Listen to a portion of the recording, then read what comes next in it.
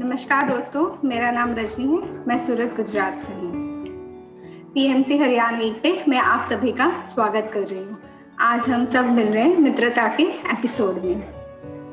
ध्यान मैं पिछले 8 साल से कर रही हूँ और ध्यान से मुझे कई फायदे हुए हैं, जैसे कि मेरा हेल्थ अच्छा हुआ है, मानसिक तनाव जो रहता है वो अच्छा हुआ है, रिलेशनशिप्स में बहुत सारा सुधार आया है। ऐसे बहुत सारे क्षेत्र में ध्यान ने मुझे मदद की है और इसी कारण हम आज यहाँ पे जुड़े हैं और मित्रता के एपिसोड में हमारे साथ इशिता जी हैं। तो इशिता जी, मैं आपका स्वागत कर रही हूँ। धन्यवाद मैम। इशिता, आगे बढ़ने से पहले आप अपने बारे में थोड़ा बताइए कि आप कहाँ से हैं, क्या करती हैं, मेडिटेशन में आप कितने समय से आई हैं और आपका अनुभव कैसा रहा मेडिटेशन के साथ। जी मैम, मैं पानीपत हरियाणा से बिलोंग करती हूँ और मेडिटेशन में मैं 2017 से आई। पहले तो हमें इसके बारे में कुछ भी नहीं पता था, लेकिन जब हमने अपनी बीएमएस की डिग्री शुरू करी, हम फर्स्ट ईयर में आए तो हम संगीता मैम से मिले। वो हमारे कॉलेज में आया करती थी और हमें मतलब ऐसे ही रात को हम हॉस्टल में बैठा करते थे सारे। तब एक दिन मैम ने कहा कि आप बस जैसे जैसे मैं बोल रही हूँ मुझे फॉलो करो। तब हमें नहीं पता था कि क्या हो रहा है। फिर धीरे धीरे जब हमें कुछ मतलब अनुभव होने लगे, जैसे किसी को कुछ फील हुआ, किसी को कुछ फील हुआ या किसी को कुछ दिखा, तब जब सबने इकट्ठे एक साथ बैठ के मैम के साथ वो शेयर किया, तब हमें पता चला कि ये ध्यान है और हम ध्यान में बैठे थे और हमें ऐसा ऐसा दिख रहा है या फिर ऐसा ऐसा भी कुछ होता है। इस तरह से मैं ध्यान में आई। तो सबसे पहले मैं ये पूछना चाहूँगी कि क्या मेडिटेशन से हम अपने आप का बेस्ट वर्जन बना सकते हैं? मतलब जो है be the best version of your self, तो उस चीज को क्या हम मेडिटेशन से प्रूव कर सकते हैं? हाँ, सो क्वेश्चन है कि बेस्ट वर्जन बनना है तो वो मेडिटेशन से हम बन सकते हैं या नहीं बन सकते हैं। तो बिल्कुल, मेडिटेशन से हर चीज़ पॉसिबल है। तो हम अपना बेस्ट वर्जन भी मेडिटेशन से बन सकते हैं। वो कैसे, ये हम जानेंगे। सबसे पहले बेस्ट वर्जन बनना है तो हमें अपने आप के बारे में जानना ज़रूरी है। जैसे कोई भी चीज़ है, मोबाइल है, तो उसके सारे जो फीचर्स हो हमें पता होने चाहिए, तब हम उसको अच्छे से यूटिलाइज कर पाएंगे। या फिर उसमें कौन सी खामी है वो हमें पता हो तो हम उसका इम्प्रूवमेंट कर पाएंगे। तो जब बात आती है हमारी इंसान की, हमें अपना बेस्ट वर्जन बनना है, तो पहले क्या हमें अपने आप के बारे में पता है? तो जवाब आता है कि नहीं पता है। तो कैसे जानेंगे? तो उसका अच्छा और इजी तरीका है कि मेडिटेशन। जब आप मेडिटेशन करोगे तो उसमें शुरुआत में आपको मौन साधना होगा। आपकी जो सारे बाह्य इंद्रिय हैं उसको हम थोड़े देर के लिए बंद कर देंगे और अपनी गहराइयों में जाएंगे। तो जितना हम अपनी गहराइयों में जर्नी करेंगे तो हमें अपने बारे में पता चलेगा। वहाँ पे हमें सबसे पहले पता चलेगा कि हमारे अंदर बहुत ही थॉट्स आते हैं। 2 वॉइसेस आते हैं, एक हमारा माइंड कुछ बोलता है और एक हमारा हृदय, जो सोल का आवाज होता है, वो हमें बोलता है। और जो थॉट्स आते हैं वो कई तरह के आते हैं, हमें खुद को ही नहीं पता कि मेरे अंदर इतनी सारे थॉट्स आ रहे हैं। तो जब हम ध्यान करेंगे, ध्यान की ये यात्रा कंटिन्यू करेंगे, तो क्या होगा कि जो हमारे अंदर जो चीज़ें काम की नहीं है, जो थॉट्स काम के नहीं है, वो सब कुछ निकलता जाएगा। हमारा माइंड क्लीन हो जाएगा, हमें चीज़ें अच्छे से समझ में आएंगी। दूसरी चीज़ कि हमें अपने बारे में और अच्छे से पता चलेगा कि मेरा टैलेंट क्या है, मुझे क्या पसंद है, मुझे क्या पसंद नहीं है, मुझ में कौन सी खामियां हैं, ये सारी चीज़ें हमें पता चल जाएंगी। और तीसरी चीज़ होती है कि राइट डिसीजन कैसे लेना है। तो हमारा जो इंट्यूशन है, जो हमारा सोल हमें गाइडेंस देता है, उसके माध्यम से हमें पता चलेगा। तो थ्रू मेडिटेशन हमें कौन सी चीज़ें पता चली? एक तो जो हमारा माइंड है वो क्लीन हो जाएगा, स्ट्रांग हो जाएगा, तो हमें चीज़ें आसानी से समझ में आ जाएगी। दूसरा कि हमें पता चलेगा कहाँ पे फोकस रखना है, कहाँ पे गलती हो रही है, वो हमें हमारा इनर एनालिसिस करेंगे तब पता चलेगा। और थर्ड कि जो डिसीजन हमें लेना है, कि बहुत सारे लोग सुझाव देते हैं तो हम उसमें भिड़ जाते हैं कि क्या सोचना है क्या नहीं सोचना है। तो ये सारी चीज़ों की क्लैरिटी आपको जब आ जाएगी और आप अपने आप पर वर्क करना शुरू करोगे, तो आप ज़रूर से अपना बेस्ट वर्जन बना पाओगे through meditation. Wow, thank you so much ma'am. तो जैसा कि हम लोग आजकल जानते हैं कि यूथ बहुत सेल्फिश हो गया है, जब तक उसे अपना कोई बेनिफिट ना दिखे वो किसी चीज को करता नहीं है। तो आप ये बता सकती है कि यूथ के लिए मेडिटेशन किस तरह से बेनिफिशियल प्रूफ हो सकता है? यस, बिल्कुल। यूथ के लिए भी मेडिटेशन बहुत ही हेल्पफुल है। मैं कहूँगी कि सबसे पहले यूथ को मेडिटेशन सीखना चाहिए। तो पहले हम समझेंगे कि यूथ का मीनिंग क्या है। मैं अपनी तरह से बता रही हूँ कि यूथ का मतलब है कि जहाँ पे जिस जीवन के वो पड़ाव है जहाँ पे शरीर में ऊर्जा का बहाव बहुत अच्छे से होता है और जो इंसान होता है वो पूरा अलर्ट रहता है, क्वेश्चनिंग माइंड होता है, ऑब्जर्वेशन ज़्यादा रहता है और हर चीज़ को एक्सपेरिमेंट करके उसमें क्या है तर्क लगा के देखने की जो झंखना होती है वो होती है। ये मेरे लिए यूथ का मीनिंग है। लेकिन अब हम जानेंगे कि अभी प्रेजेंट जो सिचुएशन है उसमें यूथ कैसा है। वो इजीली डाइवर्ट हो जाता है, उनके पास कोई स्ट्रॉन्ग सेंटर नहीं है जिसके बेस पे वो खड़े रह सके और जो स्ट्रॉन्ग डिसीजन लेना होता है वो नहीं होता है। तो ऐसी चीज़ों में उनके लिए मेडिटेशन कैसे हेल्प करेगा। तो अभी हमने देखा कि जब भी कोई भी मेडिटेशन करेगा तो उनका माइंड बहुत ही काम हो जाएगा। माइंड जब काम क्लीन क्रिस्टल क्लियर हो जाएगा तो उसको चीज़ें जैसी है वैसी दिखेगी। एक क्लीन माइंड, फोकस्ड माइंड हो जाता है।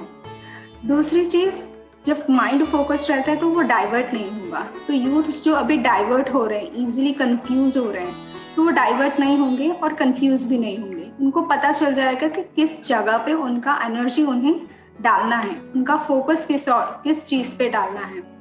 दूसरी चीज़ हमने जानी कि थ्रू मेडिटेशन हमारा जो इंट्यूशन होता है वो हमें पता चल जाता है। इंट्यूशन तो पहले से काम कर रहा है लेकिन हम आइडेंटिफाई नहीं कर पा रहे। तो यूथ के पास बेस्ट टाइम है, एनर्जी भी है और टाइम भी है। तो थ्रू इंट्यूशन वो सारी चीज़ों पे एक्सपेरिमेंट करेंगे, एक्सपेरिमेंट करके उसमें ऑब्जर्व करेंगे और जानेंगे कि ये कैसे हो रहा है, ठीक हो रहा है। मतलब क्राउड को फॉलो नहीं करेंगे, अपना खुद का दिमाग लगाएंगे, तर्क लगाएंगे, उसके बाद वो लोग आगे बढ़ेंगे। तो डेफिनेटली जब भी यूथ मेडिटेशन करेंगे तो उनका लाइफ एक राइट डायरेक्शन में रहेगा और राइट गाइडेंस भी मिलेगा और एक राइट डेस्टिनी पे वो पहुंच पाएंगे। तो ऐसा यूथ जब होगा तो कंट्री के लिए भी बहुत इम्पोर्टेंट है। तो यूथ के लिए भी मेडिटेशन बहुत इम्पोर्टेंट है। जब तक यूथ मेडिटेशन नहीं करेगा, क्लियर नहीं होगा, तो वो एसेट प्रूफ नहीं हो पाएगा। इसके बारे में आपने बहुत अच्छे से एक्सप्लेन किया।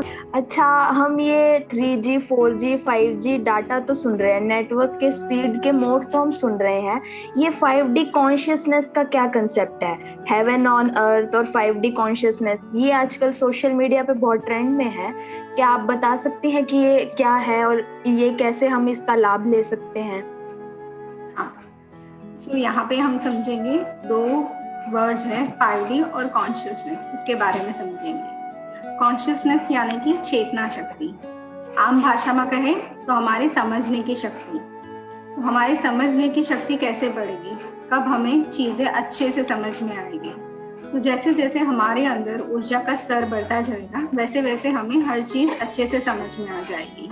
तो ये 2D 3D 5D 4D बढ़ता जाएगा। तो ये क्या है, इसे भी हम आसान भाषा में समझने के लिए ऐसे समझेंगे कि जैसे जैसे हम शक्ति का स्तर बढ़ता जाएगा, ऊर्जा का स्तर बढ़ता जाएगा, तो ये डायमेंशन बढ़ता जाएगा। तो अब हम समझेंगे कि 5D कॉन्शियसनेस क्या है। अभी तक हम 3D डायमेंशन में जी रहे थे, लेकिन हम शिफ्ट हो रहे हैं, हम परिवर्तन कर रहे हैं, हमारे अंदर परिवर्तन हो रहा है। तो उस परिवर्तन के हिसाब से हम 5D कॉन्शियसनेस रियलिटी में आ रहे हैं। तो अब ये क्या होगा, जब हम 5D कॉन्शियसनेस में आएंगे तो यहाँ पे पहुँचने के लिए सबसे पहले ध्यान के माध्यम से हमारे अंदर बहुत बड़ा आंतरिक परिवर्तन आएगा। ये आंतरिक परिवर्तन के परिणाम से रिजल्ट में हमारा सोचने का तरीका, देखने का नज़रिया और हमारा जो फीलिंग, मतलब जो हमारा भाव वाला फीलिंग होता है, वो इन तीनों में बहुत बड़े पैमाने में परिवर्तन आएगा। जैसे कि हम 3D कॉन्शियस में रहते हैं तो हम ज़्यादातर दिमाग से सोचते हैं, लेकिन जब हम 5D कॉन्शियसनेस में जीना शुरू करेंगे तो हम अपने हार्ट को मास्टर बनाएंगे, क्योंकि मेडिटेशन में सबको पता है कि हार्ट से सोल का आंसर आता है। जब आप 3D कॉन्शियसनेस में रहते हो तो कोई भी डिसीजन लेते हो तो फियर के बेस पे, ईगो के बेस पे सोचते हैं, बॉडी कॉन्शियसनेस में। लेकिन जब आप 5D कॉन्शियसनेस में आ जाते हैं तब हम सोल को इम्पोर्टेंस देते हैं, हर चीज को आत्मा की दृष्टि से देखते हैं, हर इंसान को आत्मा की दृष्टि से देखते हैं। जब हम 3D कॉन्शियसनेस में रहते हैं तो हमारा जो सोचने का तरीका होता है, हमारा माइंडसेट होता है, वो बहुत ही छोटा होता है। हम उसके बाहर जा ही नहीं सकते, डर लगता है कि ऐसा होता है, नहीं नहीं ये तो बिल्कुल भी नहीं होगा। लेकिन जब हमारा 5D कॉन्शियसनेस में हम शिफ्ट हो जाते हैं तो हमारा जो माइंडसेट होता है वो बहुत ही अबाउंडेंस वाला हो जाता है, पुष्कड़ वाला मात्रा हो जाता है। हम सोचेंगे कि नहीं, हम देख के तो करें, ऐसा कुछ हो भी सकता है, हमें पूछना चाहिए, देखना चाहिए। मतलब हम आगे स्टेप लेने के लिए डर नहीं रहे, आगे जा रहे हैं खुशी से। तो ऐसे बहुत सारे पड़ाव में हमारे लाइफ के क्षेत्रों में चेंजेस आएगा, जैसे जैसे ऊर्जा का शक्ति मतलब हमारे अंदर जो शक्ति का स्तर है वो बढ़ने से। तो 5D कॉन्शियसनेस का बेसिक मीनिंग यही है कि हमारे अंदर ऊर्जा का स्तर बढ़ रहा है, उससे समझ शक्ति बढ़ रही है, और उसके आधार पे हमारे जो जीवन के क्षेत्र हैं वहाँ पे हमारा सोचने का, देखने का तरीका बदल रहा है और हमारे फीलिंग्स बदल रहे हैं। ये सारे शिफ्ट एक सकारात्मक रूप ले रहे हैं, नकारात्मक से सकारात्मक रूप। आई होप आपको ये आंसर समझ में आया हो। हाँ जी, बिल्कुल समझ में आया है। अगर हम नकारात्मकता से सकारात्मकता की ओर जाएंगे तो अपने आप जो ये अर्थ है वो हेवन बन जाएगा। बिल्कुल। अब मैं ये पूछना चाहूंगी कि जैसे ध्यान का इतना हमने समझा कि ध्यान हमारे लिए क्यों जरूरी है, तो ध्यान तो हम नॉर्मली भी कर सकते हैं, तो PSSM में पिरामिड को इतना इम्पोर्टेंस क्यों दिया गया है और पिरामिड के नीचे ध्यान करने का क्या कंसेप्ट है, वो प्लीज आप हमें बताएं। हाँ, सो यहाँ पे हम पहले समझेंगे कि हमारा जो पिरामिड है वो कैसा है और कब बनवाया, किसने बनवाया और क्यों बनवाया। तो ये जो पिरामिड कैप PSSM यूज करती है, इजिप्ट का जो गिजा पिरामिड है वही है, लेकिन हम छोटा पिरामिड कैप यूज करते हैं, वहाँ पे बहुत बड़ा पिरामिड बनवाया है। अब ये पिरामिड 10,000 साल पहले बाहरी अंतरिक्ष के जो लोग होते हैं, एक्स्ट्रा टेरेस्ट्रियल बोलते हैं, नक्षत्रवासी, दूसरे प्लेनेट के लोग, उन्होंने यहाँ पे बनवाया था। ये कई सारे किताबों में लिखा है, कई सारे जो साइंटिस्ट हैं, आर्किटेक्चर्स हैं, जो एक्सपर्ट्स लोग हैं, उन खुद लोगों ने इसके ऊपर बहुत सारा रिसर्च किया और वो लोग बहुत ही आश्चर्य रह जाए, मतलब क्या बोलते हैं कि बहुत सरप्राइज हो गए कि ऐसा कैसे इतने टाइम पहले उन्होंने बनाया होगा, किस लिए बनाया। तो वो रिसर्च में ये सब बताया गया। तो ये बनाने का रीजन क्या था? बेसिक रीजन यही था कि इंसान का स्पिरिचुअल ग्रोथ आसानी से हो, इसलिए पिरामिड्स का कंस्ट्रक्शन करवाया था। पिरामिड के अंदर अगर हम ध्यान करें तो हमारा जो ध्यान है बहुत ही कम समय में डीप स्टेट में हम पहुंच जाएंगे, और जो मेडिटेशन है वो बहुत ही अच्छे से होगा। जैसे कि हम बाहर बैठ के करेंगे तो 1 घंटा ध्यान भी हमें बहुत टाइम लगता है, लेकिन पिरामिड में ऐसा नहीं होगा। अब पिरामिड से करने से क्या होगा कि पिरामिड मेन करता क्या है कि जो भी सूर्य की किरण है उसको अपनी ओर खींचता है, उसमें से जो पॉजिटिव रेस होते हैं वो पिरामिड के अंदर शिफ्ट करता है, और नेगेटिव जो किरण है उसको बाहर फेंक देता है। तो वो सारे पॉजिटिव किरण पिरामिड के अंदर जो भी पानी रहेगा, खाना रहेगा, इंसान रहेगा, वो सबको हीलिंग हो जाएगा। और जहाँ जहाँ पे भी पिरामिड्स बंधे हुए वो एटमॉस्फेयर को क्लीन करते हैं, और पिरामिड के अंदर रखा हुआ जो पानी है वो हमारे स्किन क्योर करते हैं। कोई भी क्रॉनिक डिजीज हो, कैंसर हो या डायबिटीज हो, जितने भी बड़े बड़े डिजीज हो, उस इंसान को पिरामिड में 4 से 5 घंटे हर रोज ध्यान करते हैं तो इनकी हीलिंग भी बहुत अच्छे से होगी। तो बेसिकली पिरामिड क्या करता है? हीलिंग करता है बहुत ही फास्ट पैमाने में, और जिस चीज़ का भी जो रियल गुण धर्म होता है उसको बरकरार रखता है। इसलिए जब भी कोई खाने की चीज़ हो, फ्रूट्स हो, उसको पिरामिड्स में भी रखते हैं। अगर आप एक्सपेरिमेंट करो कि एक चीज़ आप बाहर फ्रूट रखो और दूसरी चीज़ पिरामिड के अंदर रखो, तो बाहर रखी हुई चीज़ जल्दी सड़ जाएगी, लेकिन पिरामिड के अंदर रखी हुई चीज़ बिल्कुल भी इतनी जल्दी नहीं सड़ेगी। तो लाइफ ऑफ स्पैन पिरामिड के अंदर बड़ा रहेगा। इसीलिए जो द मम्मी करके बताया गया है उनको भी उसके अंदर इसीलिए दफनाया गया था। तो अगर आपको पिरामिड के बारे में जानना है तो यूट्यूब पे पिरामिड की डॉक्यूमेंट्री मूवी है, वो जान सकते हैं। PHSM में पिरामिड्स पर किए गए जो रिसर्च है उसका भी पूरा डेटा है। या फिर आप खुद ही एक पिरामिड कैप लेके एक्सपेरिमेंट कर सकते हो कि इससे होता क्या है। तो यही सारी चीज़ का फायदा इंसान को हो, इसके लिए पिरामिड कैप PHSM ने इंट्रोड्यूस किया कि आप इसका यूज करो और जल्दी अपने आप को हील करो और हमेशा खुश रहो। तो मैम जो पिरामिड कैप है और जो एक्चुअल पिरामिड है, उन दोनों का कंपैरिजन करें तो क्या हमें सेम इफेक्ट मिलेगा या इफेक्ट में कुछ चेंज आएगा एक कैप को और एक एक्चुअल पिरामिड के, अगर हम कंपैरिजन करें तो?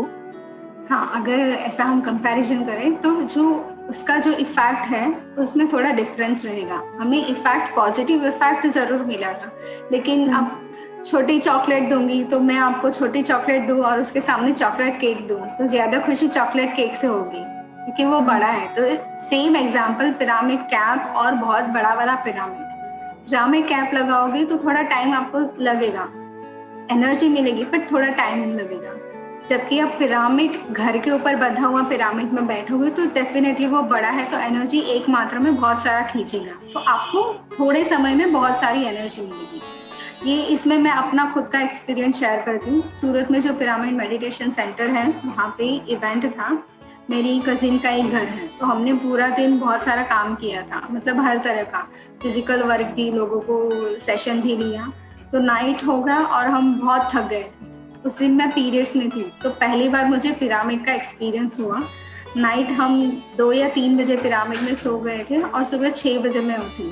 सो करीब मेरी नींद 3 से 4 घंटे की ही थी, लेकिन जब मैं सुबह उठी थी तो मैंने इतना फ्रेश फील किया कि जो 7-8 घंटे की हमारी डीप स्लीप होती है ना, वैसा मुझे एक्सपीरियंस हुआ। मतलब मेरा थकान और जो मेरा बॉडी पेन, वो सब कुछ पिरामिड ने हील कर दिया, सिर्फ सोने से। मेडिटेशन करने से तो और भी बहुत ज्यादा फायदा होगा। तो हम सबको पिरामिड का यूज जरूर से जरूर करना चाहिए। बिल्कुल। Thank you so much ma'am, आपने मेरे सारे डाउट्स बहुत अच्छे से क्लियर करे। Thank you so much. बिल्कुल, थैंक यू। तो दोस्तों, आज का हमारा मित्रता का एपिसोड यहीं पे समाप्त होता है। हम अगले एपिसोड में नए मास्टर और नए क्वेश्चन के साथ जुड़ेंगे। धन्यवाद।